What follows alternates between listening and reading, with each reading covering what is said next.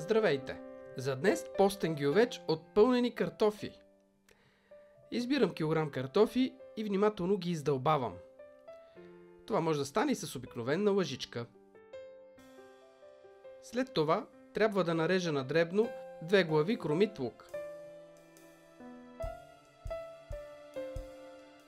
Наливам 4-5 лъжици олио и като загрее слагам лука. На умерена температура изчаквам за 5-6 минути да се зачерви. След като се карамелизира, слагам домати добре отцедени от водата. Така задушавам няколко минути, за да остане суха плънка.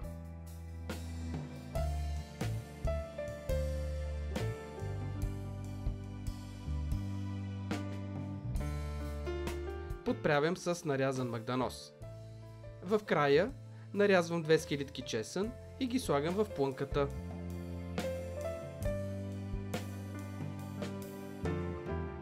Издълбаните картофи посолявам. Посолявам и плънката. След като остане суха, започвам пълненето на картофите.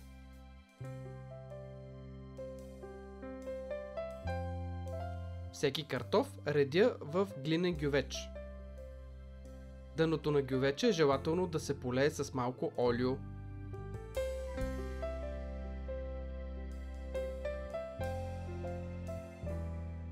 Върху картофите слагам масло, около 50-60 грама.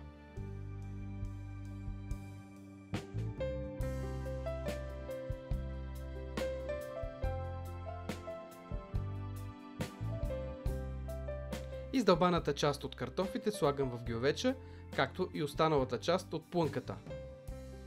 В тигана наливам вода, около половин чаша, и слагам в гювеча. Така ястието се слага в студена фурна. Загрява се до 180 градуса и от този момент гювече се пече за 90 минути.